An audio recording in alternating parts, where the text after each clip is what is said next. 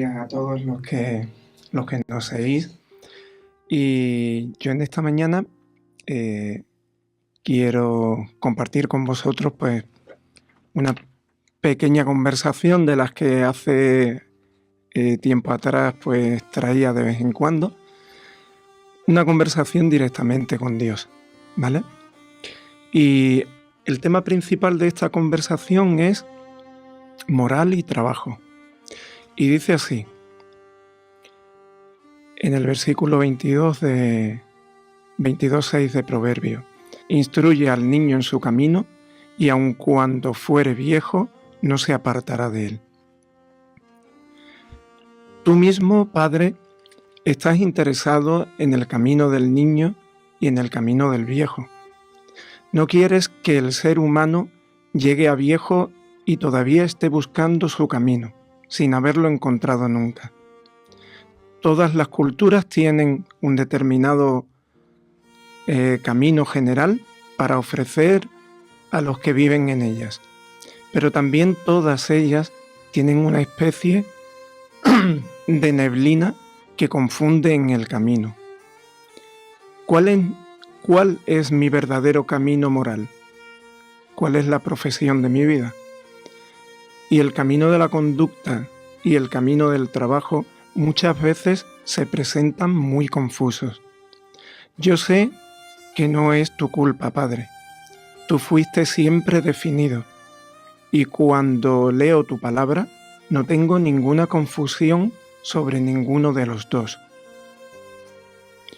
Yo sé que tu moral no está librada a las circunstancias, no se rige por situaciones fortuitas o inconstantes, no se omite por un grito libertario que elimina toda ley, todo principio y torna el ego la suprema norma de conducta. Tu moral no quiere nada con la muerte. Tú eres vida, y a la vida tienden sus principios, y tus normas de conducta y tu gobierno buscan la vida. Por eso hay solidez en lo que mandas, hay ley en todo lo que existe. Desde el átomo todo sigue una ley y tus principios. Sin tu norma, mi moral es un desvío, prácticamente una inconducta y a veces una condena. Un paso sin camino y un camino sin destino. Yo solo sé por dónde voy y hacia dónde me dirijo cuando sigo tu camino. Yo soy el camino, dijo Cristo, la verdad y la vida. Y el modo de vida de Cristo es mi camino moral hacia tu vida. Y como Padre, este es el camino que yo debo transmitir a mis hijos. El camino del trabajo tampoco tiene confusión en tu enseñanza. Tú tienes una sola ocupación que te interesa, una obra sola, un objetivo, la salvación. Tú quieres que cada ser humano consiga la salvación para su vida. Tú quieres vida eterna para todos. Y es esto lo que todo ser humano debería estar haciendo, especialmente los creyentes. Todos los creyentes tenemos que ocuparnos en oficios que ayuden a salvar a las personas. Los oficios son múltiples, el objetivo es solo uno. El trabajo para la vida se elige en armonía con las inclinaciones naturales que una persona tenga. Se determina por sus capacidades. Las capacidades personales abarcan áreas extensas de la actividad humana. Nunca son tan reducidas que solo sirvan para una profesión y nada más. Tú no eres el Dios de lo finito, lo siempre reducido y lo pequeño. Tú expandes, tú haces más, tú siempre multiplicas.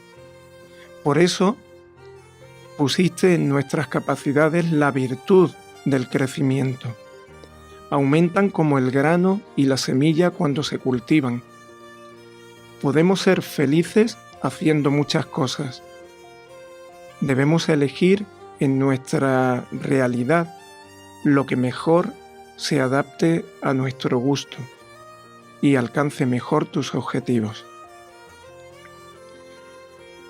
Bueno, esta era la lectura de una conversación directa con Dios sobre el tema de la moral y del trabajo, en definitiva de nosotros mismos, de qué y quiénes debemos ser y a qué debemos estar dedicados, y que solamente tiene un sentido real cuando nos ponemos en manos de Dios. Y ahora, pues bueno, tanto aquí a los presentes como a todos los que nos estáis siguiendo, me gustaría que compartiéramos opiniones sobre esta pequeña conversación, esta pequeña lectura, pero que tiene un sentido brutal en nuestras vidas. Así que lo dejo abierto para que lo comentemos.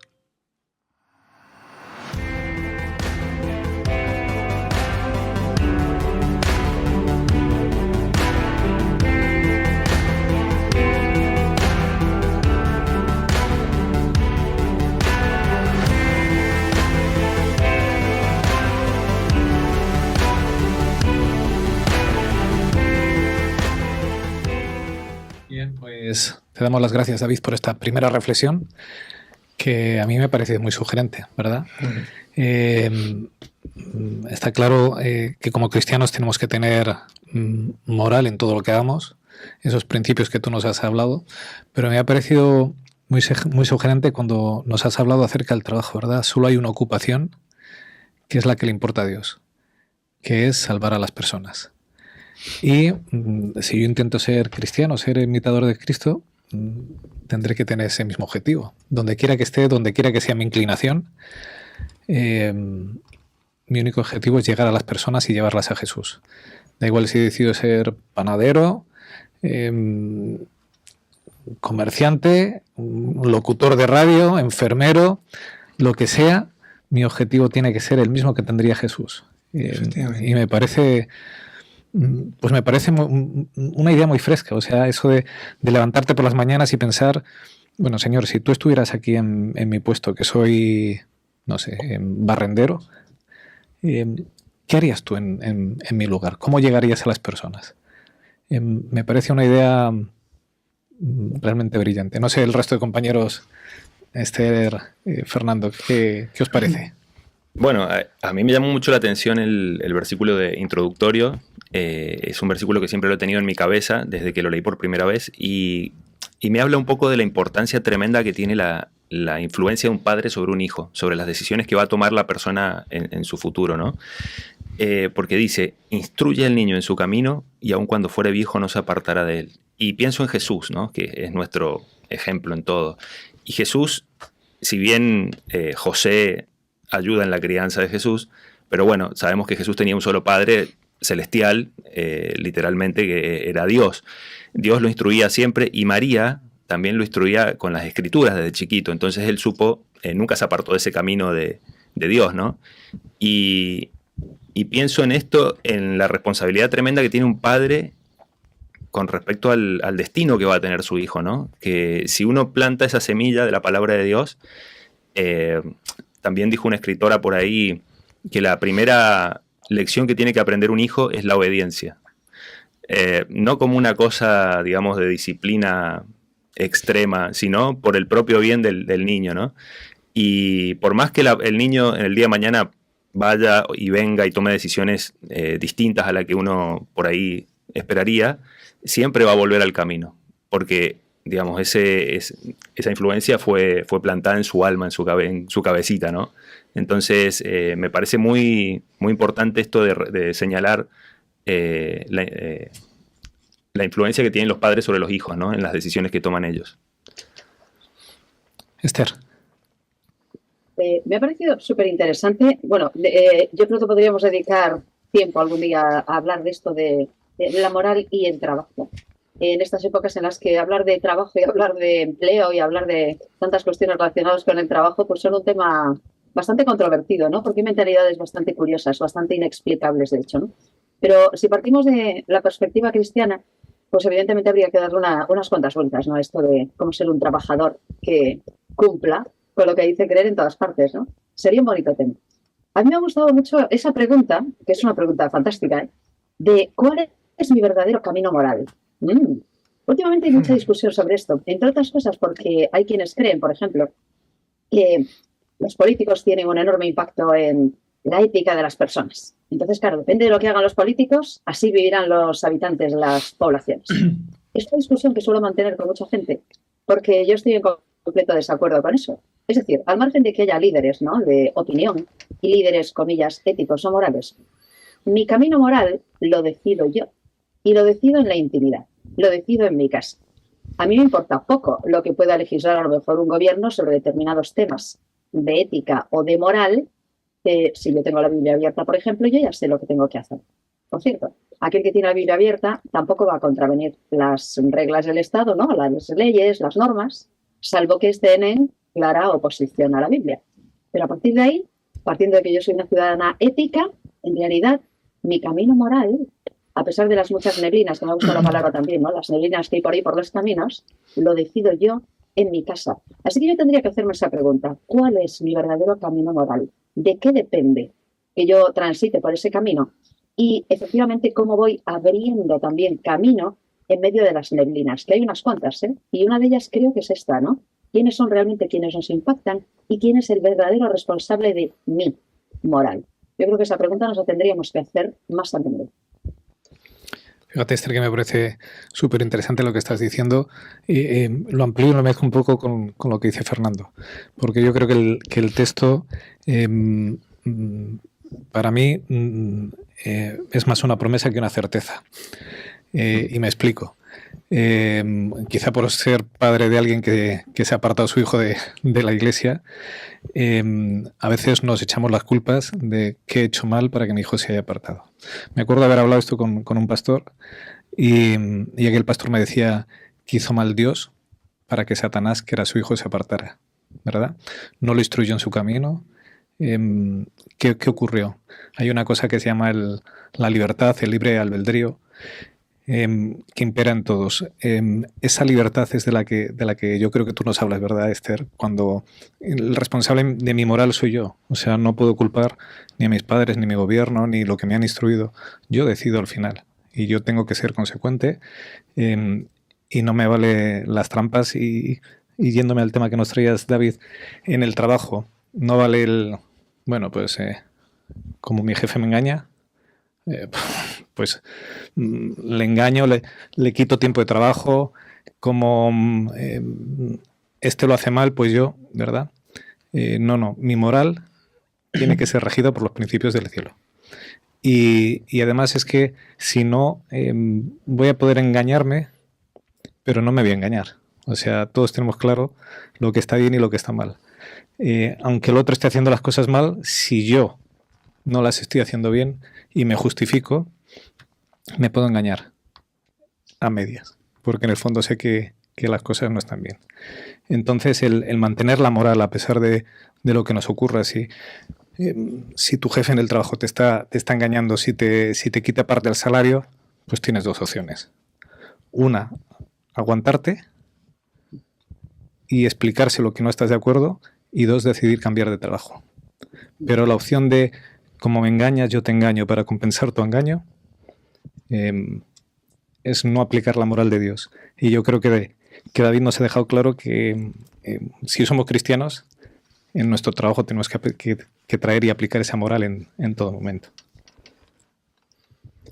Compañeros, no sé. Sí, justo hablando de moral, recordaba en una charla que tuvimos en una de las clases en la universidad, donde uno de los compañeros decía que todas las normas, las regulaciones, las leyes, eran constructos sociales determinados por la cultura imperante en ese momento de la historia. Era un invento de los hombres en una convención social donde ellos decían, bueno, ahora va a estar mal matar, entonces vamos a penalizar a alguien que mate a otro, ahora va a estar mal robar, etc. Él decía como que las normas eran ajustables a la cultura del momento histórico. Y entonces se planteó si realmente existía una ley, digamos, atemporal, universal, eterna, que rigiera para todas las culturas. Y yo, para mis adentros, habiendo conocido la palabra de Dios, decía, claro, obvio, la ley de Dios, ¿no? El decálogo. Pero ahí no pensaban mucho así. Era como que cualquier norma o regulación humana se podía modificar de acuerdo a los antojos de las personas que vivieran en ese momento. Entonces yo decía, qué importante que es tener un ancla firme y saber que hay parámetros o hay reglas o normas que hacen a nuestro bienestar y a nuestra libertad y que no dependen del capricho humano o de la convención social de los hombres, sino que son eternas, y que si yo me mantengo dentro de esa zona de seguridad, puedo tener la certeza de que Dios va a estar conmigo, por la gracia de Dios, poder guardar su palabra, ¿no? Y verlo también en los niños, digamos que para ellos es una salvaguardia, y cuando ellos se aventuran a veces a cruzar esa valla y bueno, de alguna manera lo que nosotros llamamos como pecar, también tienen sus consecuencias. Cada uno de nosotros tiene sus consecuencias y en el mejor de los casos volvemos, ¿no? Pero bueno, eso para nosotros, yo creo para los creyentes, consideramos que hay una moral que está más allá de nosotros, que no depende de nosotros y que nos excede, es trascendente, digamos, con respecto al ser humano. Y esa moral, si nosotros la abrazamos y la adoptamos en nuestra vida, nos puede salvar la vida, porque tiene que ver con la fe en el Hijo de Dios, ¿no? Hombre, y tenemos ejemplos bíblicos, además, de personas que vivieron en momentos en los que imperaba otra moral, pero ellos mantuvieron la suya, ¿no? Me acaba de venir a la mente al escucharte también, Fernando, por ejemplo, pues a Daniel y a sus compañeros, por ejemplo, en Babilonia, ¿no? Al igual que muchos otros casos. Ellos mantuvieron firmes esas enseñanzas que habían recibido de niños, de hecho, y vivieron en una dinámica mental y moral completamente diferente a la gente que tenían a su alrededor, y la mantuvieron. Pero como la pequeña jovencita, la pequeña sirvienta, ¿no?, de Naamán, por ejemplo, que también era una niña que había tenido otra formación y mantuvo allí donde estuvo esa moral que al final la convirtió efectivamente en un personaje que pasó a la historia, ¿no?, por el impacto que tuvo, su trabajo y también lo que luego hizo, ¿no? Pero ese podría ser mi caso, podría ser el de cada uno de nosotros, ¿no? Allí donde estás, ¿qué haces? Yo lo pienso muchas veces. Allí donde me encuentro, en el trabajo en el que estoy, independientemente de cuál sea, cuál es el impacto, cuál es la impronta que yo estoy dejando. Y esto me lleva a una reflexión también que a lo mejor podemos sumar, ¿no? Creo que a veces no hacemos algo bien, en el sentido de dar por sentado que algunos trabajos son más, comillas, bueno, no sé si decir morales, cristianos o de servicio, que otros. ¿Ah? Allí donde nos encontremos, si efectivamente llevamos el mensaje correcto, podemos dejar una impronta. No es necesario que trabajemos en determinados gremios, ¿verdad?, para estar haciendo un trabajo para Dios. A lo mejor luego lo podemos hilar con lo que vamos a decir en la escuela sabática, ¿no? Pero es verdad que el Dios del cielo, que sujeta a todo el universo en sábado también, está haciendo algo muy distinto a lo que hacemos los demás cuando vamos a trabajar en sábado a ganar un sueldo. ¿Sabéis lo que quiero decir? Entonces, claro, y a veces se da por sentado que a lo mejor, dependiendo de dónde estés, tu trabajo tiene una impronta diferente. Pero a lo mejor el que está repartiendo cartas con una sonrisa está haciendo un trabajo precioso también, ¿no? Y va llegando a cada domicilio y entrega el correo, hola, como la cartera que tenemos nosotros en el barrio, que es encantadora. Y va dejando una impronta también muy bonita. Y puede ser el que vende fruta, pero también puede ser el que pone un ladrillo para construir una casa y lo está haciendo con todo el cariño, ¿verdad? No solo, a lo mejor determinados trabajos tendrían una impronta más espiritual que otros, ¿no? Y por aquello de reivindicar al que recoge también, por ejemplo, la basura que yo vierto cada noche y hace que mi vida sea más vivible gracias a ese trabajo que está haciendo, que a lo mejor no se valora, pero está haciendo un trabajo necesario, utilísimo y menos mal que lo hace, ¿verdad? La moral que, tal y como nos decía Fernando, la moral de Dios, y tal y como hemos visto en la lectura que he hecho, es eterna.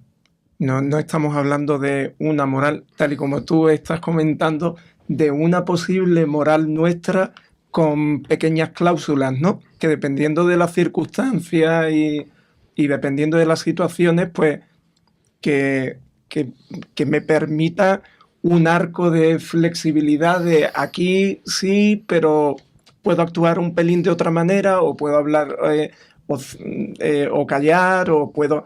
No, si la moral de Dios es la que nosotros absorbemos como esponja y la llevamos a nuestras vidas, tal y como decía por aquí, va a dar igual las circunstancias, las situaciones fortuitas o inconstantes, va a dar igual en qué momento estemos, porque esa moral se debe de mantener firme y tenemos que hacerla valer y darla a conocer y expresarla y vivirla, en definitiva vivirla. Y con respecto a vivirla tanto, parece que es mucho más fácil, evidentemente, cuando estamos en día de sábado aquí en la iglesia, que estamos en el entorno que nos gustaría vivir prácticamente todos los días, pero que no es esa la realidad que vivimos. Pero tal y como os comentaba en el tema, en el trabajo igualmente, y el trabajo del que nos habla Dios es, pues eso, el trabajo de nosotros mantenernos en esa vida eterna que queremos llegar a conseguir, e igualmente darla a conocer. Entonces da igual que, vamos, puedo decir yo un poco en el tema de la venta, que he estado en distintos sectores y da igual, te encuentras con circunstancias que si tú lo que tienes en la boca en ese momento es hablar de Dios, se va a dar lugar a ello. Y entonces, pues, podemos trabajar por Dios en todo momento. Ese es nuestro objetivo. Tenemos que ir dando fin a esta primera reflexión. El objetivo que esa moral de Dios inunde nuestras vidas en todo momento, esa moral que no es cambiante, como decía Fernando, ¿verdad? Según decías, el matar es bueno o no es bueno, es verdad. En nuestra sociedad matar es malo, pero si hay una guerra, de pronto se convierte en bueno. Y lo cambiamos así por las circunstancias. Bien, ese saberse ancla segura, que es la moral de Dios en nuestras vidas, que nos define lo que es bueno y lo que no es bueno para nosotros y para los demás. Y el aplicarlo en todo trabajo, en todo momento. No hay un lugar donde quiera que estés realizando tu labor que sea indigno para que el Señor pueda trabajar a través tuyo. El Señor está deseando que si eres barrendero, limpiador, cajero en un supermercado o eres un médico excelente, el Señor quiere trabajar contigo para que al resto les lleve su imagen, para que, como decía David, les lleve la salvación, que lleves a Jesús a sus vidas. Porque sea lo que quiera que hagas, la única solución es Jesús.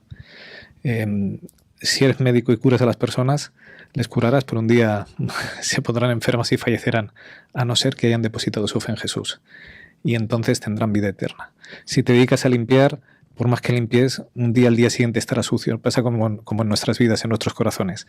A no ser que nuestra vida esté depositada en Jesús, que entonces eso queda limpio para siempre y de forma perdurable. Jesús es la solución de todo y es la solución en nuestras vidas y en nuestros trabajos. Gracias, David, por esta reflexión. La próxima prometo no tardar tanto en llamarte. No pasa nada. Vamos a cerrar este primer pensamiento y a dar paso a una alabanza musical y a nuestro estudio de la palabra, que empezamos trimestre y va a estar muy interesante. Esther nos lo va a empezar a contar.